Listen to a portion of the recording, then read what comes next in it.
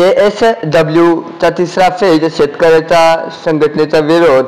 शेतकरी संघटनेचे अध्यक्ष आनंद देवीदास भुरे यांनी JSWच्या तिसऱ्या फेजला होणारा जो प्रकल्प आहे त्याला जोरदार शेतकरी संघटनेच्या माध्यमातून विरोध केला आहे. शेतकऱ्याचे वाटोळे करण्यासाठी ही कंपनी आलेली आहे. मच्छीमारांना उद्ध्वस्त करण्यासाठी ही कंपनी आलेली आहे. तसेच कंपनीमध्ये स्थानिक भूमिपुत्रांना रोजंदारीची किंवा नोकरीची भरतीची संधी दिली जात नाहीये. या हेतूने ही कंपनी आमच्या मानगुटीवर बसली असं आनंद भुरे यांनी सांगितले आहे. या कंपनीच्या प्रदूषणामुळे गावामध्ये अनेकांना कॅन्सर, दमा, अस्थमा, टीबीचे आजार, डोळ्याचे आजार मोठ्या प्रमाणात पाहायला मिळत आहेत. रोज कोणी ना कोणी कुठल्या ना कुठल्या गावामध्ये मृत्यू झालाच आढळत असते. या पंचकृषीमध्ये एवढ्या मोठ्या प्रमाणात प्रदूषण होत असल्याने शेतकऱ्यांची शेतजमीन ही नापीक झालेली आहे. त्या जमिनीमध्ये कुठेही शेतकरी व शेतपीक घेऊन शकत नाही. अशा पद्धतीने या कंपनीच्या मोठ्या प्रमाणात प्रदूषण असल्या कारणाने शेतकरी संघटनेचे नेते अध्यक्ष आनंद भुरे यांनी या JSW कंपनीच्या तिसऱ्या फेज प्लॅन्टला विरोध केला आहे. CNI महाराष्ट्र न्यूजसाठी प्रतिनिधी संजय गायकवाड, पेन, रायगड.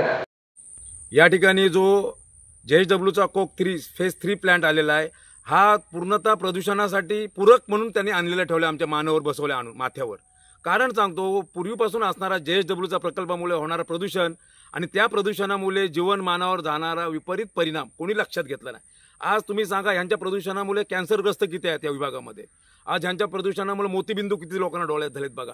ह्यांच्या प्रदूषणामध्ये किडनीचे आजार किती झालेत बघा. डायलिसिस किती करतात लोक बघा.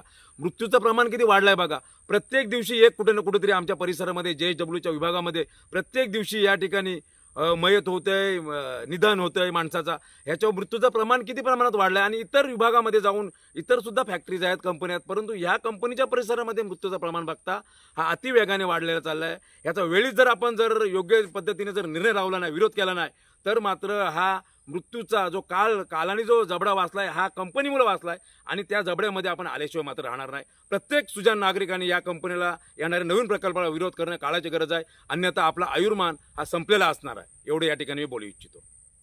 दादा, तुम्ही शेतकरी संघटनेचे अध्यक्ष आहात. शेतकऱ्यांचा ह्या प्लॅनला काय विरोध आहे?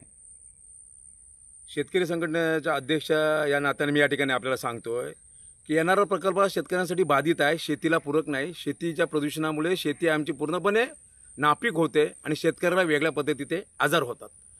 आमचा रायगड जिल्हा अध्यक्ष या नात्याने मी सांगतोय की रायगड जिल्ह्यातल्या सगळे शेतकऱ्यांना आम्ही एकत्र करून त्यांना ही भूमिका आमची पटवून दिलेली आहे, सगळ्यांना पटलेली आहे.